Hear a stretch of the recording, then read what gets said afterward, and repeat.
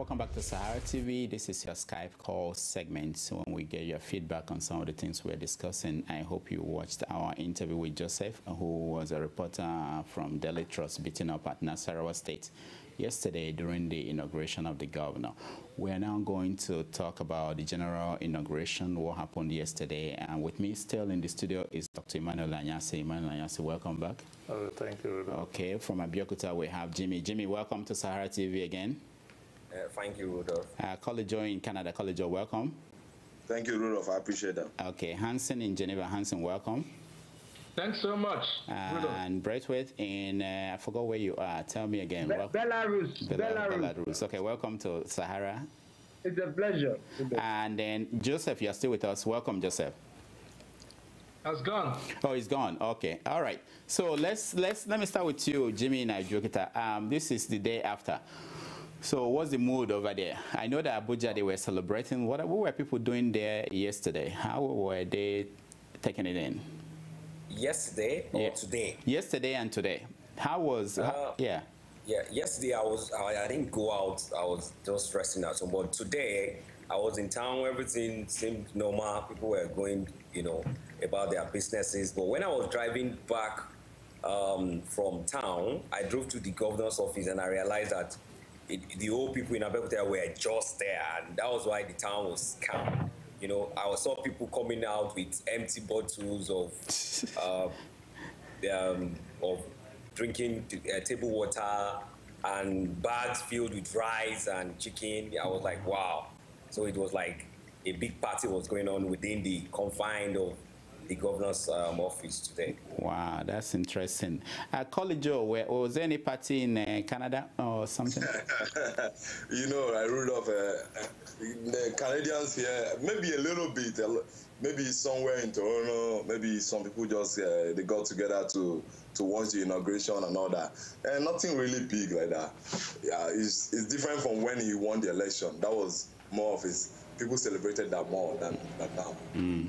So, but how did you see yourself when you watched the event? What was your impression? How did you participate? Yeah. I didn't watch everything, but one thing I heard, but that thing stands out to me, but I don't know what that means. But he said, you said it before. He said, I don't belong to I belong to everybody. I don't belong to nobody. So that alone, I don't know what he's trying to say. So is he not going to be loyal to his godfather? I don't know what that means, whether it's not, is he trying to say it doesn't belong to Tinubu who put him there? Or things like that. I don't know what that means. So it's a little bit confusing. All right. Hansen in Geneva, how did people celebrate yesterday? People were very sad. I was sure of that. That was why I asked you that question. Yeah, so of course. The truth of the matter, Rudolph, is that people were sad. Okay, and at the same time, everybody would just, keep the fingers crossed to see what will happen if he will really. Because, one thing good about Africans is that we Africans, we know how to talk. Okay, we talk very well, but the difficult part of it is that when to put it in action, that is when we normally fail. You got a point. So I will listen to the speech that he gave yesterday. It wasn't bad.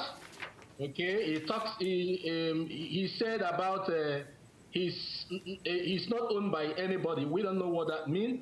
But the most important thing is that the speech wasn't bad. But let us see what will happen, because I believe that action speaks louder than words. Okay, so it's interesting. Let me go to you, Braithwaite. How did it happen where you are? And did people like what they heard from the president? What was the impression?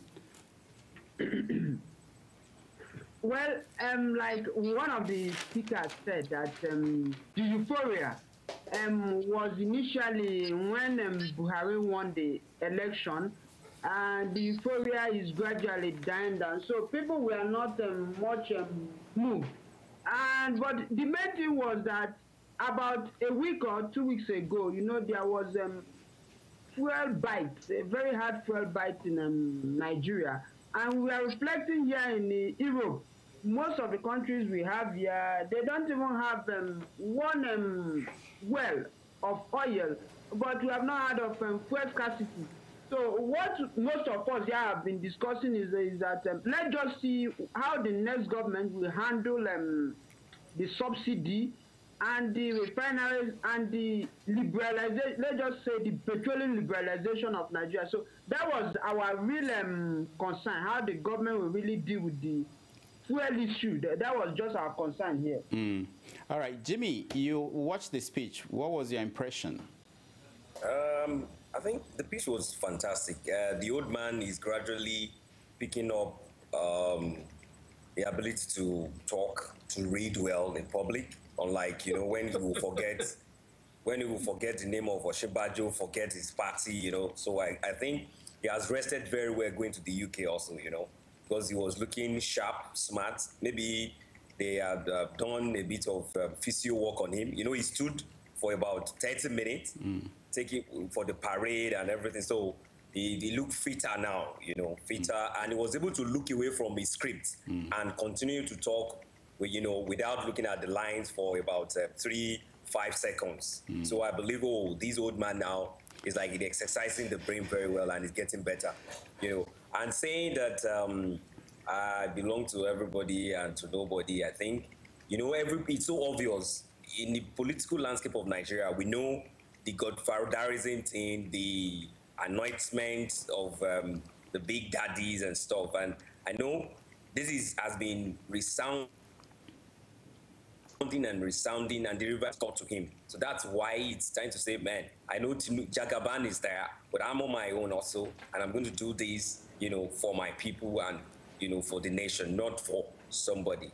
Rudolph, Rudolph, can I jump in? Yeah, go ahead, Collejo.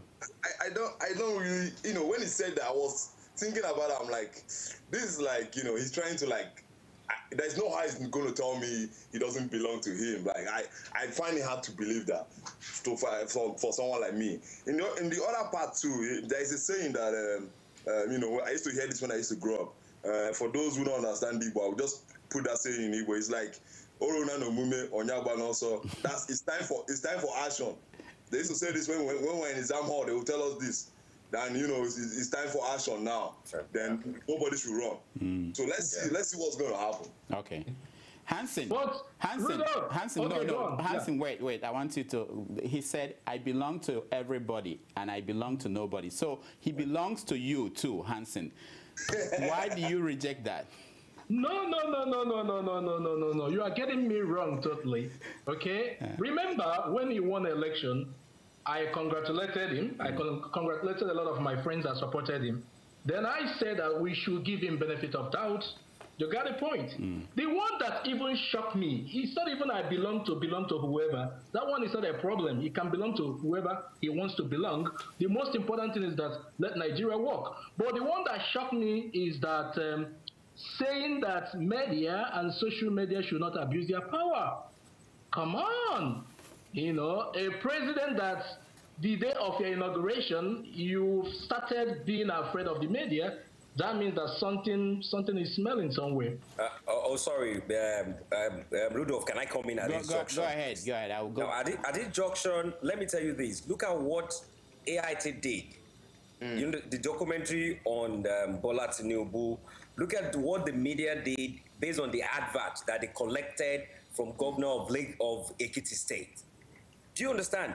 Now, look at that. How can you take an advert announcing as it were, the demise of a political opponent, and you collected money to advertise it? Do you get what I'm saying? It is absolutely unreasonable. Thank you. Should I come in? So, no, hold on, Hansen, hold on. Let him finish. So at that point, there are some things that are not reasonable for an average human being to take. Forget whether you are in the media or you are a normal person. You can't just go out there saying you're advertising the obituary of somebody who is not dead.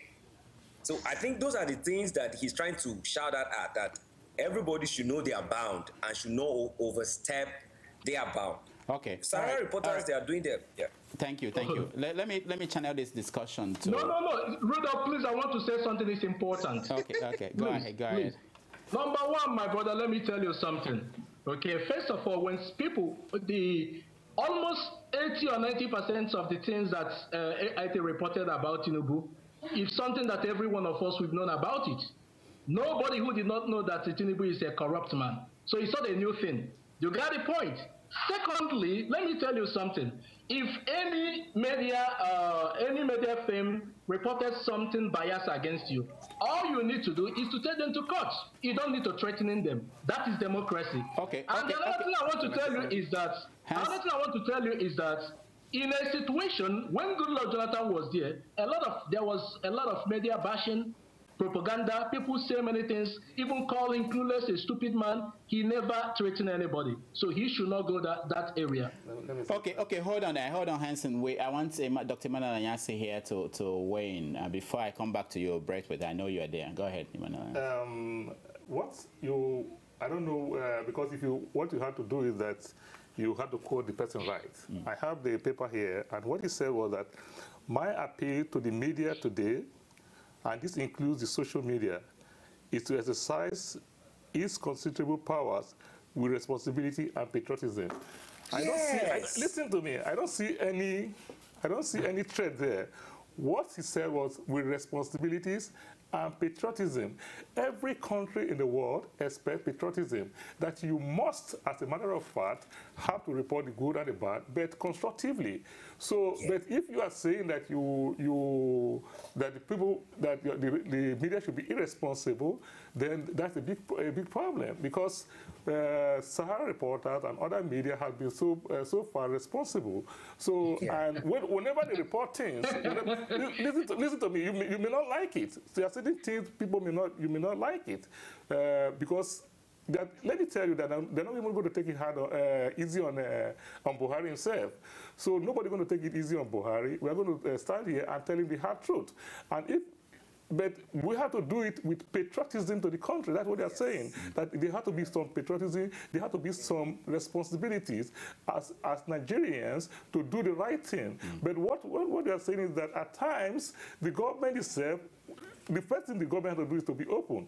If a government is open, then you don't have to seek too much information, because the government is out there.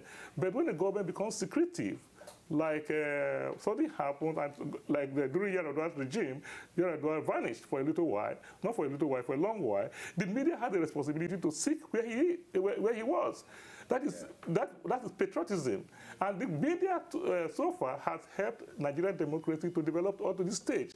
So I think we are talking about responsibility, and that I agree with him and I concur with him that we have to practice it with responsibility and some degree of patriotism and dignity. Thank you so much, Emmanuel Anyasi. Well, hold on. I want to go to Braithwaite, and I want to channel this discussion to the next 100 days. That's what people are counting down to now. What are you expecting him to accomplish? How is he going to set the tone for the coming 4 years? Braithwaite, what are your thoughts? My thought today, I was thinking that what actually might Goodluck Jonathan be thinking in his mind? What are his regrets? I think one of his regrets might be that maybe the fuel subsidy, he didn't remove it, and maybe the refineries issue, he didn't deal with it decisively. So I think that should be the place his mind should go.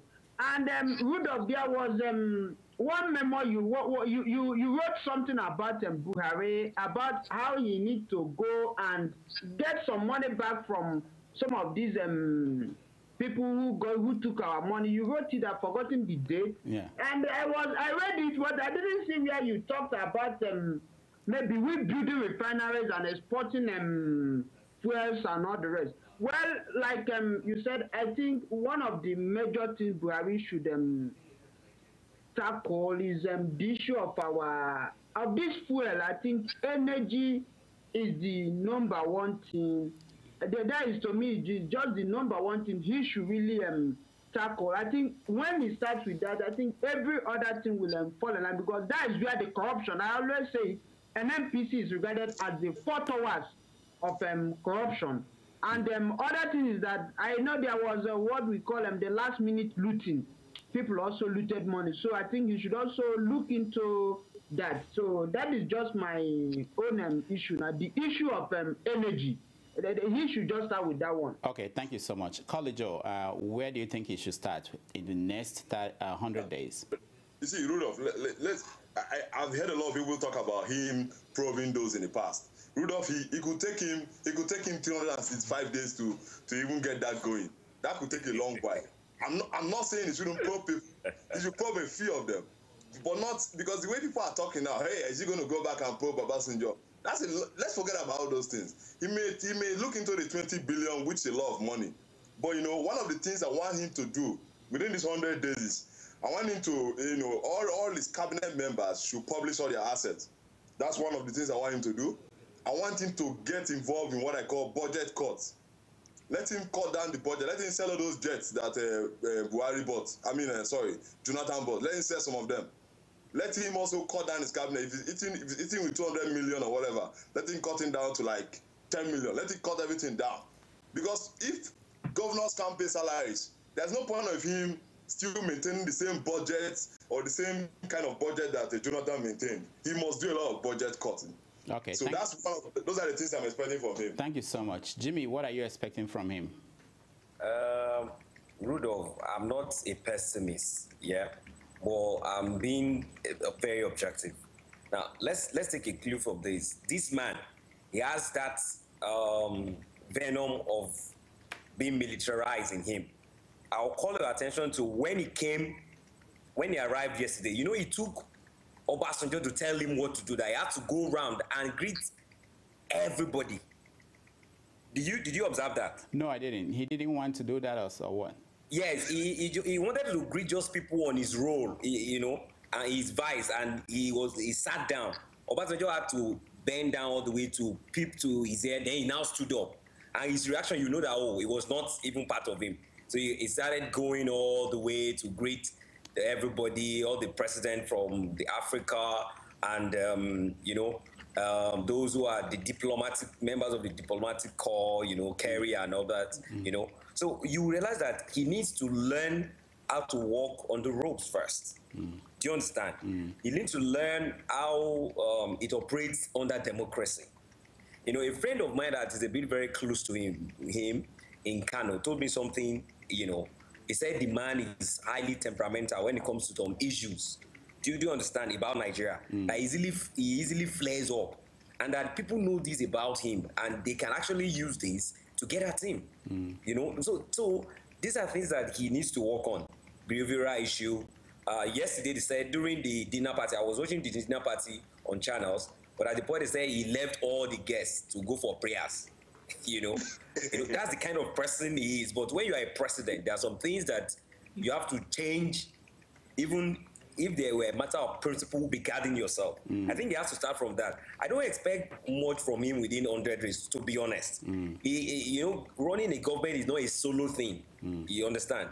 Look at your programs too. There are some times that Tomato Jaws, everybody from the background will be typing some things that you read and correct while you are reading it. Do you get what I'm saying? Now let's take it to a larger context. Ruling a whole nation, a nation that is chaotic, problematic, epileptic, full of ignoramus, full of corruption, full of marauding bounds. What do you want him to do within 100 days? That would be so obvious. So I want him first to sit down, look at what is left in Nigeria, and start from where to salvage the country. I don't expect anything. I want him to start planning and looking seriously. There's an Igbo proverb that says that it's better you measure 9 times and cut once, rather than you rushing, measuring once and cutting 9 times. Do you get what I'm saying? So you should, yes. What are you cutting, yam or? I hope it's not yam. Anything at all. I'm just kidding. No, right. It's about cutting the space between the yam and the goat. Hansen, what are you expecting in the next 100 days?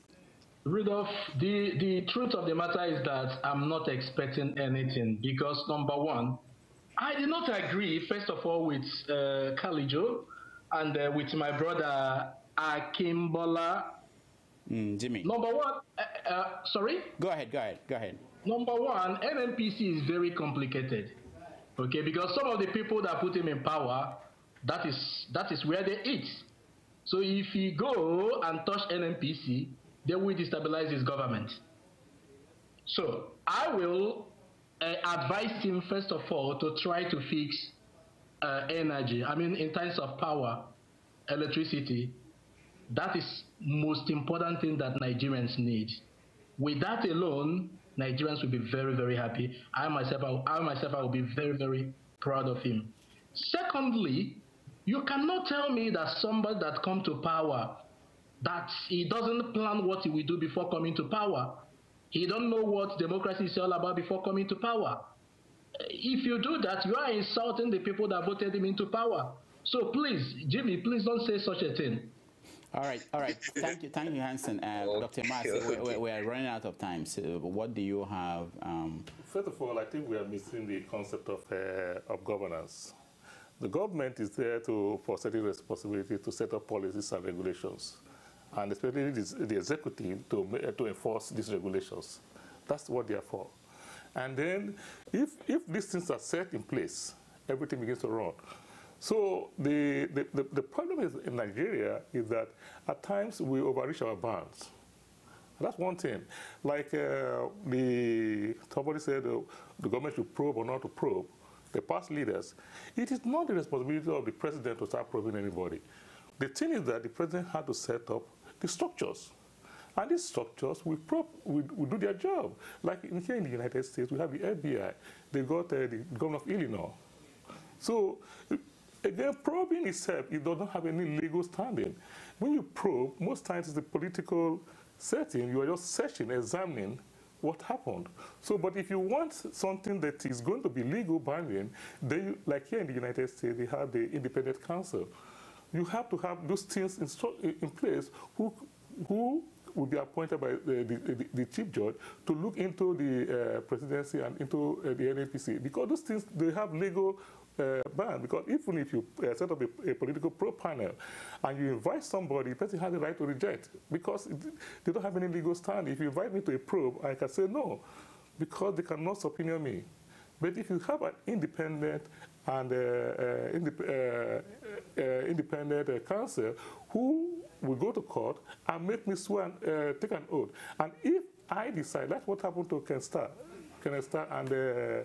and Bill Clinton. If you go before the independent counsel and you lie, then you perjure yourself. And when you perjure yourself, then you get into more trouble. So I don't believe in probe. And people say, how far can you go?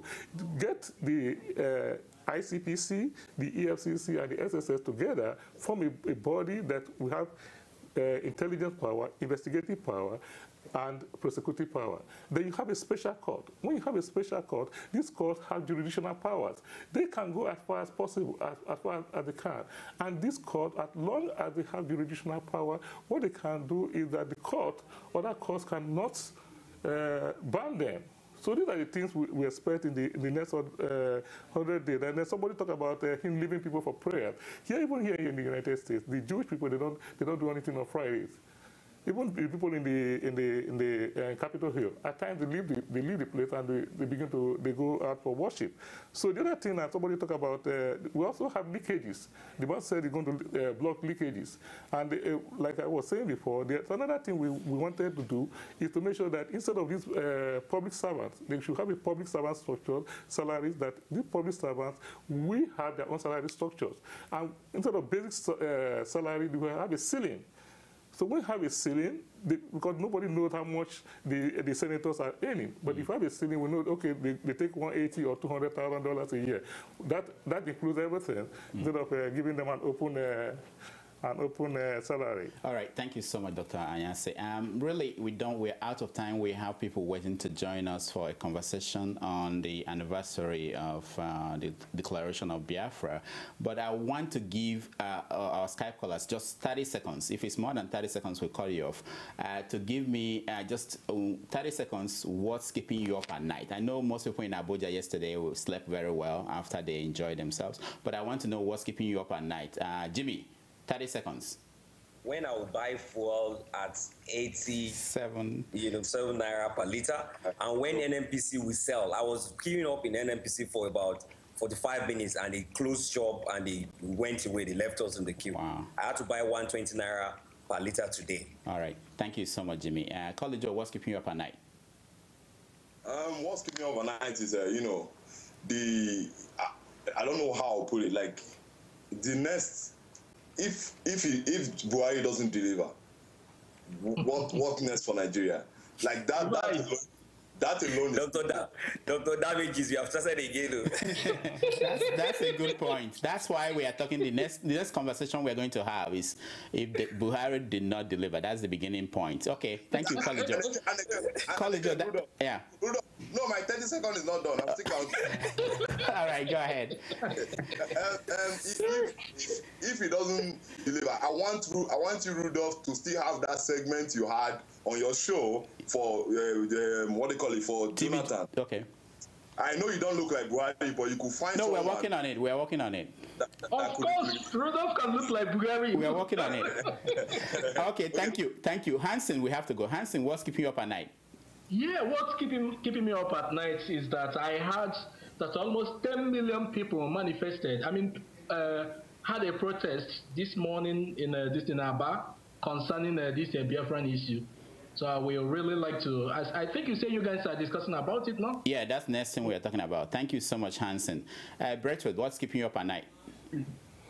Well, I think there was an issue Cali raised about cutting government costs.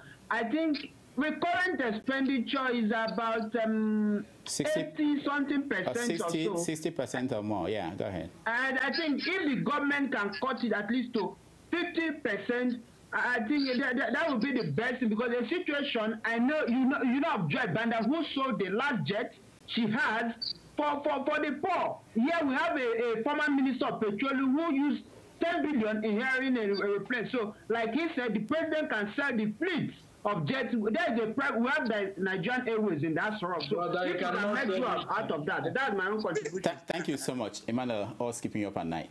Quickly. I think the thing is that we Nigerians, I hope the president will be able to bring us together after this type of contested election. There are people who are bitter and people who are happy. I think the person is how do we bring ourselves together? We have a commonality, which is our country, and we must look at Nigeria as our own. We are all stakeholders. Forget about people who call themselves stakeholders.